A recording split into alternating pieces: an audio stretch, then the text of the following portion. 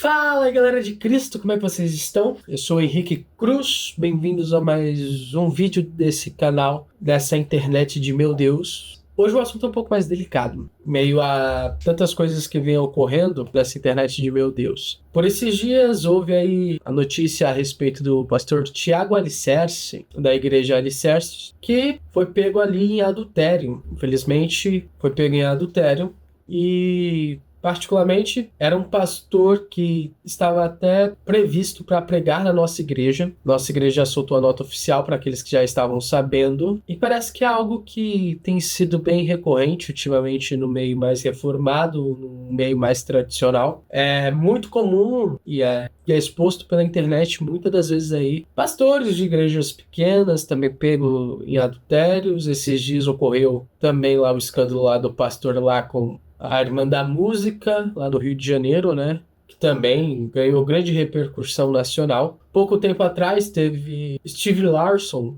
um dos grandes teólogos do nosso tempo, também caindo nesse mesmo pecado de adultério. Isso me fez refletir em certo ponto, que eu quero pontuar para vocês aqui, e quando a gente cai? Isso que aconteceu tanto com Steve Larson quanto com o pastor Tiago, pode acontecer com qualquer um. Qualquer um que esteja à frente de um ministério, qualquer um que se diz cristão e que respeita a ética cristã em algum ponto, todos estão sujeitos a cair e a pecar. Steve Larson, por ser de uma igreja bastante séria, perdeu seu cargo de pastor, o que não é muito comum em igrejas que não levam o cristianismo a sério. Steve Larson ficou sem seu ministério, perdeu o direito de publicações dos seus livros. O Tiago agora também perdeu seu ministério lá na igreja em que ele pastoreava. E a pergunta que a maioria das pessoas fazem é: o que acontece com a obra dessas pessoas? O que acontece com tudo que eles defendiam, por tudo que eles lutaram?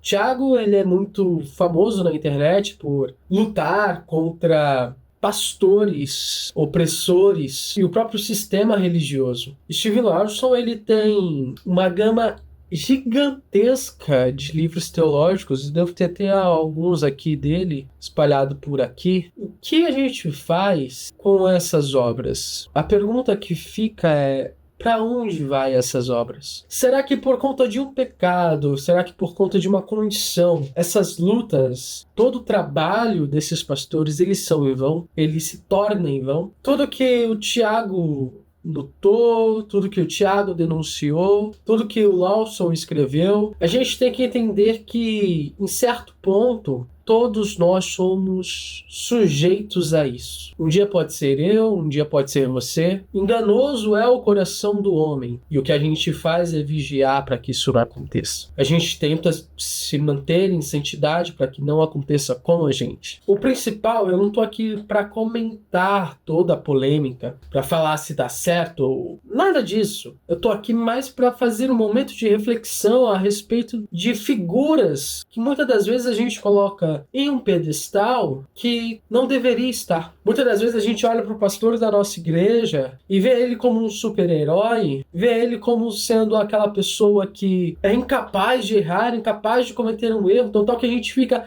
extremamente chateado quando esse pastor ele comete um erro com a gente, ou quando esse pastor ele falha em um ponto ou outro, porque a gente tem a impressão de quem está ali na frente é alguém que não deveria pecar. Normalmente a gente coloca essas pessoas como invencíveis, a ponto de alguns colocarem elas como até semideuses. Veja os neopentecostais, como eles tratam esses apóstolos. Então a gente coloca os pastores em um pedestal, em um local inalcançável, como se ele fosse uma pessoa impecável, mas os pastores cometem erros. As pessoas ainda continuam sendo seres humanos, caídos em Adão, regenerados em Cristo Jesus, mas ainda precisam de Cristo Jesus. Claro que quando a gente está tratando de pastores, de líderes religiosos, certo ponto, o pecado ele tem o seu peso. 1 Timóteo, capítulo 3, Paulo vai dizer: esta é uma palavra fiel.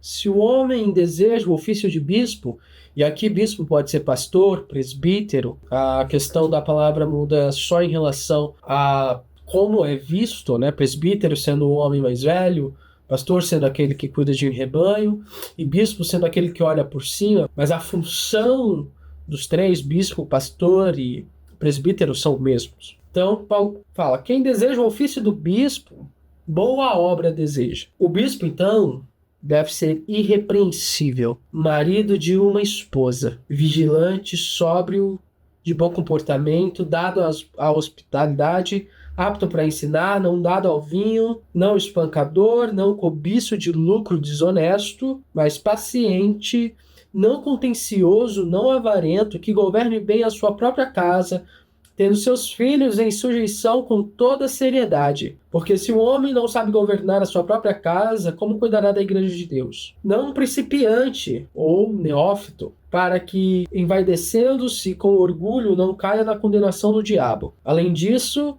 ele deve ter também bom testemunho dos que estão de fora, para que não caia em descrédito e no laço do diabo. A cobrança do bispo, a cobrança do pastor, ela é gigantesca. Marido de uma só mulher, não dado a vinho, não cobiçoso, não dado a dinheiro, que tenha um bom testemunho. E quando o testemunho falha?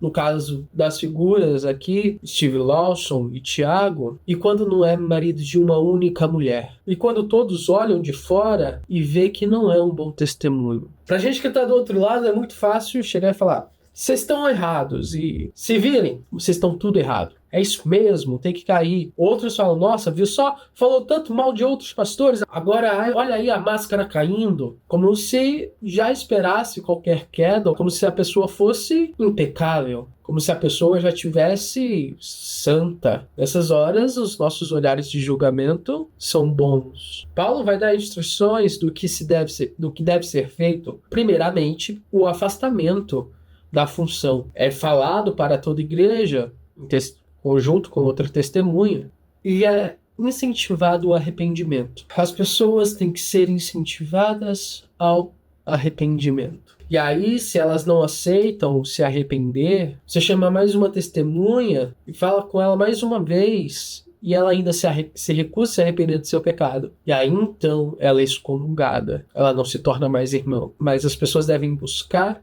o arrependimento. E quando eu falo de julgar assim, é porque você também buscou arrependimento. Eu busquei arrependimento. Quando nós nos deparamos com o Evangelho, quando nós nos deparamos com Deus, buscamos arrependimento. Buscar arrependimento em Deus. Ser tratado como os irmãos. E é isso que deve acontecer nesse momento. Em relação à obra dessas pessoas, são de extrema validade. Deus ainda é soberano e é Ele que nos dá o dom da razão para compreender as coisas e escrever o que a gente escreve, fazer o que a gente faz. Deus ainda é soberano. Essas obras ainda valem muito. Sem o Tiago, muitos pastores que eram opressores, lobos em pele de cordeiro, estariam em suas posições ainda hoje. Sem Steve Lawson, boa parte da teologia do século XXI teria falta. As obras ainda valem. O que nós devemos fazer é saber que precisamos dar misericórdia. Se houve arrependimento genuíno, devemos liberar misericórdia. Deus foi misericordioso com você quando você não merecia. Deus derramou sua graça sobre você quando você não merecia. Deus te perdoou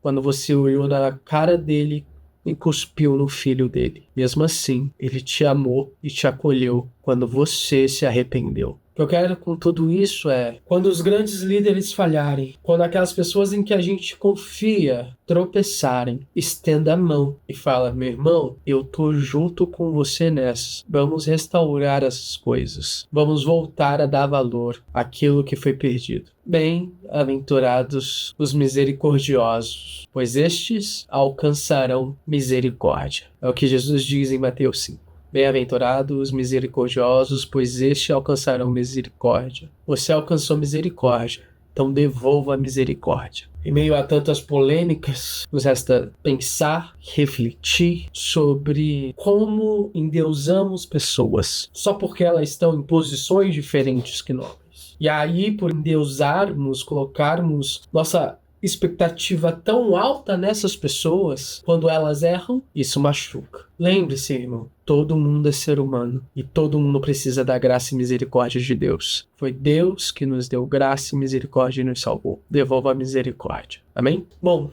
esse foi meu recado para você hoje. Foi meio diferentão. Eu não costumo muito comentar essas coisas, mas como o Thiago fazia parte ali do círculo social de pessoas bem próximas a mim, ia pregar lá na igreja que eu congrego, né? Então, acho que foi bem pesado pra gente assim. Mas Deus ainda está no controle de todas as coisas. Deus sabe o que vai fazer. Deus vai cuidar de todas as coisas. Estou em oração para que tudo se restaure, que realmente haja arrependimento genuíno do coração, que a família volte a ser restaurada.